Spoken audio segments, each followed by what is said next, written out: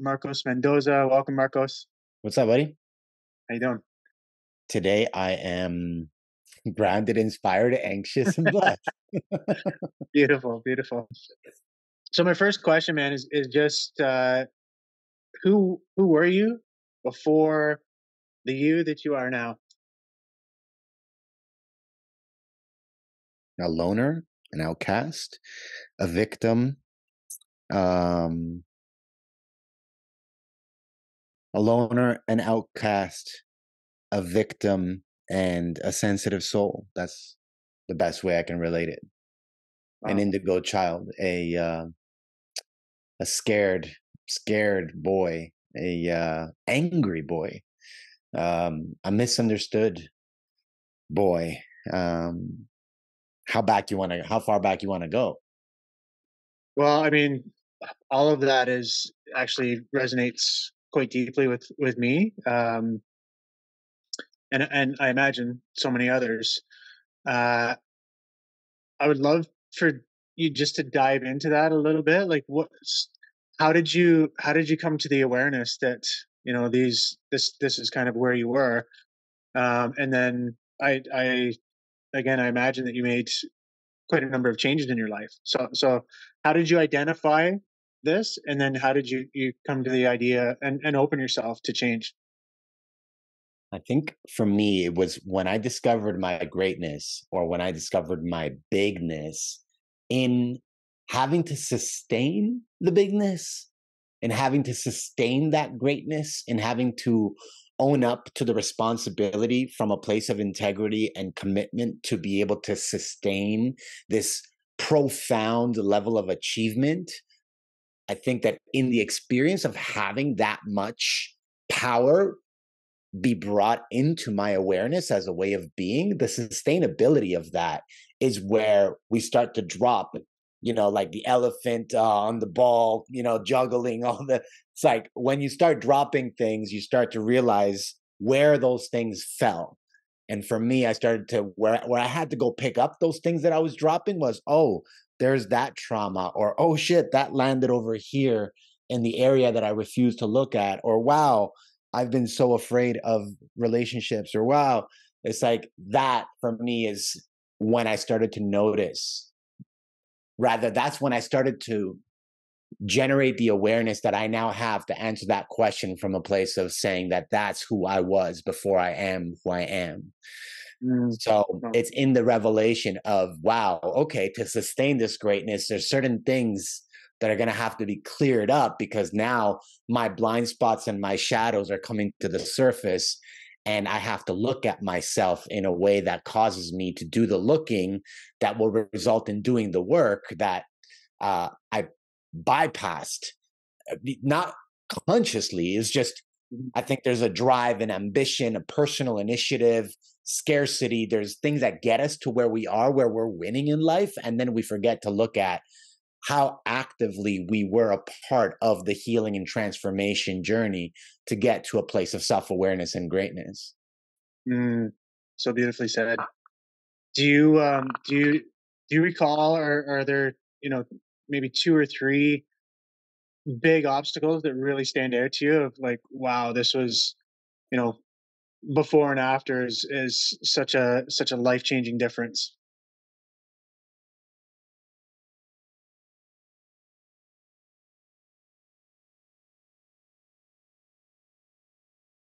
I had this, I had this operation. I had the same operations 4 times in my life. I'm 38.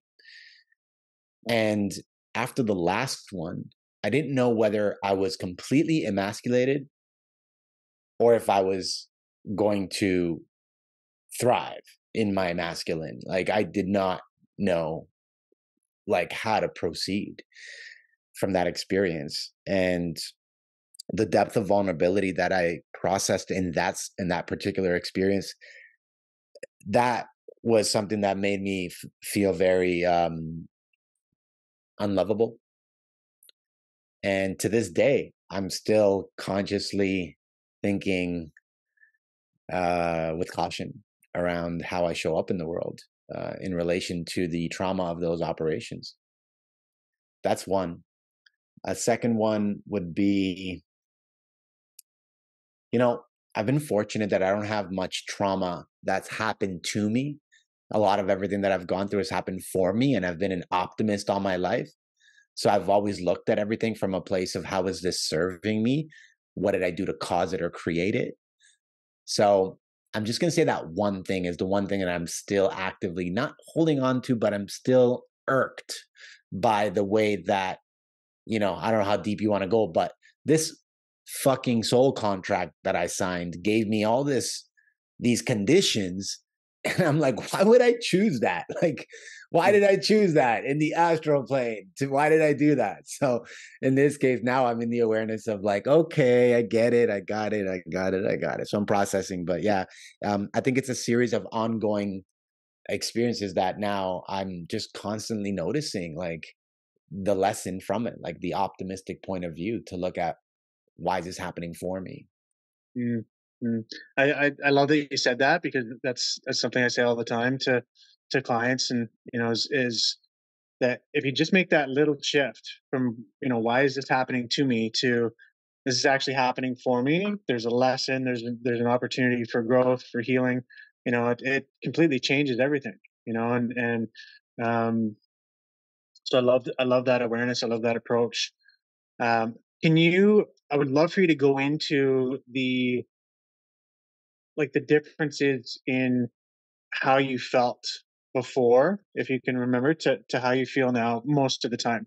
I know obviously we're human and there's still ups and downs, and all the stuff, and a range of emotions, but in general, how did you feel when you were, felt like you were alone, or felt like you were unworthy, and those sorts of things, to how you feel now?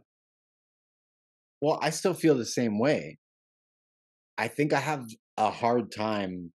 I know I have a hard time trusting. I have a difficult time being social. I have anxiety that runs my life. I don't know how real I can get here, but like, I'm a hot fucking mess, right?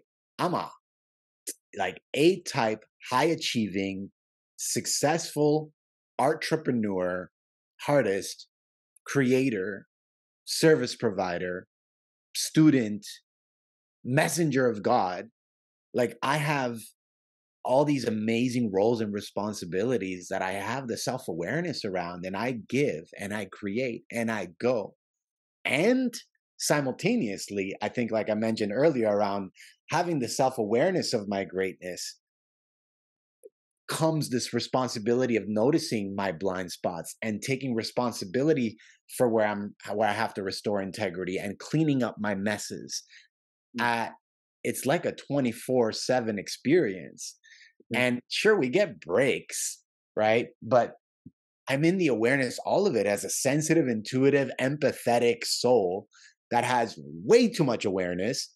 I'm always on the brink of a breakthrough or making a breakdown, creating it and crafting it so that I can get to the core of what's actually so. So my life is constantly under construction, and I don't hate myself for it. I'm aware that I'm a student of this, and I believe that that's what makes me unique and loving and creative and brilliant. I've had 3 people in the last week ask me, "Have you ever done the autism spectrum? Like, have you ever done the test to see if you're autistic?" Including my mother. And I was like, and my mother worked with autistic kids, in her career, early childhood education, and I'm like, "No, I haven't done it. I don't feel really called to do it, but there's definitely something going on here mm, that has come with me from childhood.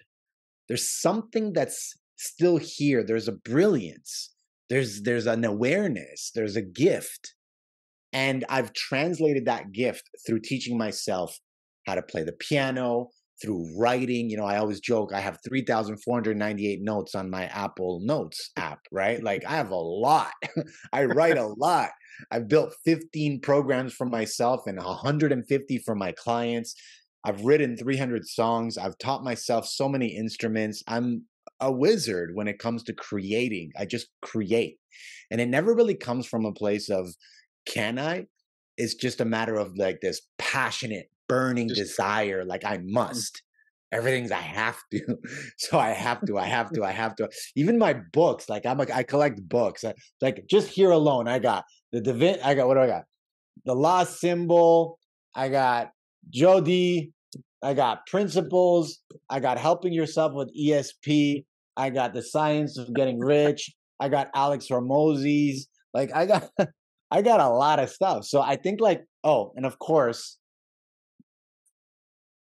can't forget the power of your subconscious mind, right? Like I'm in this state now where I'm a little boy living in a 38-year-old man's body. And I'm still very present to that little boy's ambitions.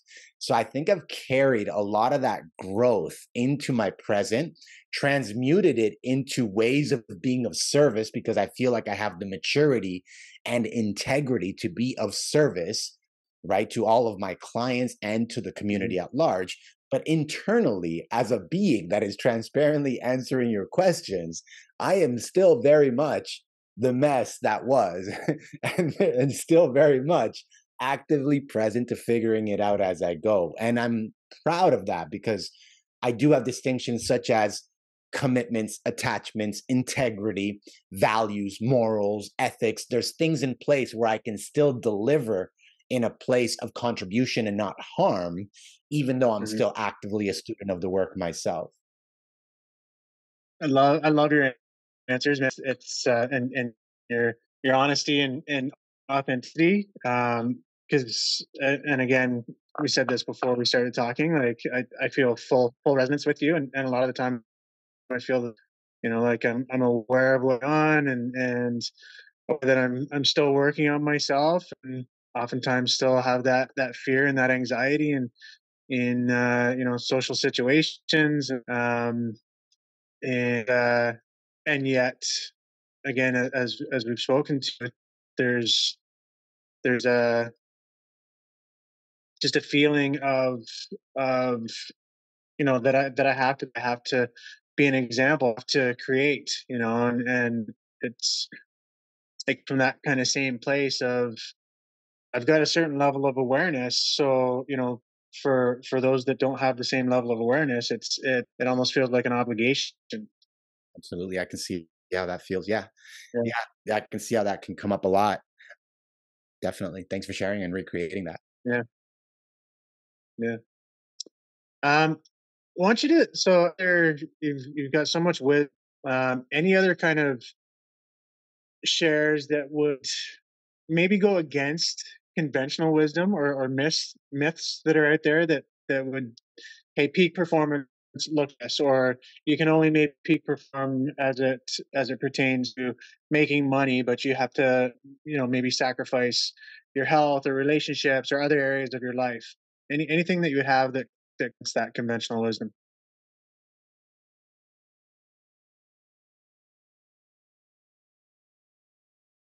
Yeah. I am such a stand for authenticity at the forefront of expression as a way of being for yourself and as a way of being for the world. And that's because I specialize in integrity. So my commitment through my work with entrepreneurs is in integrity. Like is that is like the be all end all is let's restore the missing integrity in your personal life so that we can connect the dots from what's missing in your personal life to where the lack and the gaps are in your entrepreneurial business. Because if you're entrepreneurial, there's a good chance that your business is a reflection of your personal life, or you're using your business to suppress the things you're hiding in your personal life.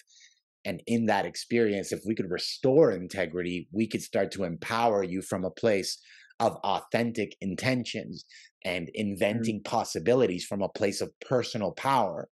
And in that practice of doing the looking, I think that a lot of what we see that is conventional, and I speak this from a place of marketing because we're just bombarded all day, every day with opinions, opinions, opinions, opinions, opinions. What people don't see, I actually have a podcast coming out about this. I'm going to relate it to marketing. So the podcast is about the pre-work and the post-work of marketing. So here's what you do before you start a marketing campaign, and here's what you do after you launch a marketing campaign. And it's in relation to two practices that I teach. I call it Godfidence and good money. So Godfidence are the 5 ways to practice accessing godlike states, right? So in its most basic form, and this is I'm telling you this because it may be conventional to people like you and the people listening, but to anyone else that has just briefly scratched the surface around this or have heard the concept but haven't really grasped the integrity of the practice, this is intended to spark integrity to the practice. So Godfidence is activating the confidence of God's energy, right? So imagine having the same confidence as God to build a universe, which was originally 18.7 billion years, but this weekend was announced that the universe is actually 27.8 billion years old. So imagine God shows up and God's like, I'm going to become the collective consciousness of all living things. And I've been around for 27.8 billion years. And I'm going to create this thing called Earth and put these little magical antennas everywhere. And we're going to start resonating and vibrating so that you can access my consciousness and create thoughts into things. To do that, there's 5 Godfidence practices. Prayer. We use prayer to give thanks, not to ask. Prayer is only to give thanks and practice gratitude. We meditate to ask, to receive, to ask, to receive, to get ideas, to get downloads. We breathe to expand, to heal, to create, to embody, to resonate, to just really just become the embodiment of the light energy that is within us and that we're accessing through our crowns. We work out to access God's state energy and ideas. We become vibrational beings. When we work out, we generate energy, right? Right. So that's 4. And then the 5th one is we write. I call it sacred spaces. We journal to create clearings. We get to tell the truth in our journaling, right? Your truth comes out. It's no ego. It's all heart. 5 practices of Godfidence that I believe can be practiced unconventionally in a way that helps you get to the core of your integrity. Because when you have integrity, you actually vibrate at a higher vibrational frequency because you are vibrating from a place of truth. Truth is very much directly correlated to light. Light is the extension of love. Love is embodiment. So that's Godfidence. And then there's good money. Good money is practices around how you choose to be a service provider. So for example, I have 5 practices that I teach. It's the letter to money. So money in me is a letter that you write to money, right? It's like, here's my, hey, money. So money looks like Lee Davy right now. It's like, if this was money, I'd be telling money this story. This is what I think of you, money. This is what I think of you with your goatee and your bald head and the way you dress. Everything's so perfect for you. Like if that was my story, right? So money in me is a story that you write it to money. It's like, I got a letter for you, buddy. Then practice 2 is money writes you a letter, says, well, thank you for sharing that. Here's my opinion of you. You know, here's my honest opinion of who you are and how I feel about your relationship to me. The 3rd step is cleaning up your money mess, which is all the areas where you have to restore integrity. The 4th one is conscious spending sprees. So how to spend as much money as you want while still having integrity. And then the 5th step is the money buckets, which is how to distribute your money for every dollar that you make so that you have integrity in your money. So pre and post marketing, anytime you're going to market, you're essentially communicating that you have a problem to solve at scale. I have a problem that I have a solution that I've simplified, and I'm going to communicate to the market, the audience or community that I can do this at scale. Before you launch, do your Godfidence and good money practice so that the energy is purified in your marketing intent. And after, you tell the world, I can do this. You can trust me with your money, time, energy, and service. Do the good money and do the Godfidence practices as well. It creates a purified energy stream where you're in integrity with yourself, right? And then in having integrity with yourself, God, your guides, the archangels, everybody that's paying attention, that's listening and witnessing you show up out of integrity and in integrity, they start hooking each other up by being like, yo, this guy's doing good. We need to hook him up. All right, we need to get a little bit more abundance on this end. Okay, we got to send him Lee Davy to give him access to his community. All right, now let's put Marcos in front of these people over here. No, he's doing the work. He's authentic. He's in integrity. All right, guys, everybody, let's come together and let's send him. Let's wash him with our love. Whoosh.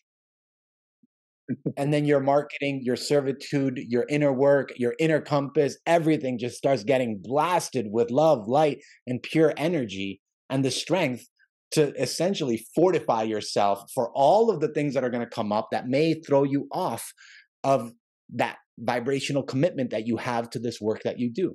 So I don't know if Mm. that's unconventional enough, but that's the best I got. That's awesome, brother. That's pretty unconventional, I would say, for most people. That's It works, perfect. man. I love that, Yeah, man. it I works. love. That's beautiful. I'm gonna use that. I'm gonna play this back and use it for sure.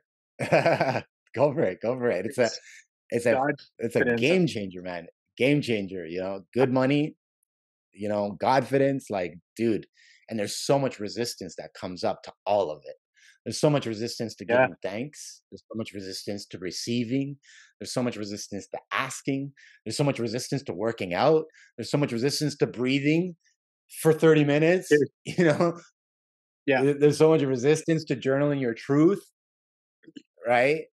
Like, Yeah. dude, it's nuts, bro. Like, I have like 5 of these journals, right? This one's like, Yeah. they're all like done. It's just like back to back to back to back. You know what I mean? So Wow. it's a process of embodiment, right? Like we become the embodiment. We become that which we are Yeah. writing, that which we are receiving. But in order to practice the commitment to becoming, it requires expression, right? And it's like I think that's where we get out of our own way, is where we communicate our truth, our values, our morals, success. So when I was teaching Think and Grow Rich, the one principle, there was many, but the president of the Think and Grow Rich Institute was always saying, like, success is the worthy attainable goal of any idea that you have Worthy, without worthy violating the rights idea. of others, without violating the rights of others. And it was just like, you can have it all as long as you're contributing and not taking, which is why I think Mm. I've been afraid of getting to mass levels of success, because I feel this, I have this belief that there's people out there that are going to want to like use my leverage and my influence to hurt, you know. And I, it's like I don't think Mm. I've come to terms with the fact that I'm a warrior of light just yet.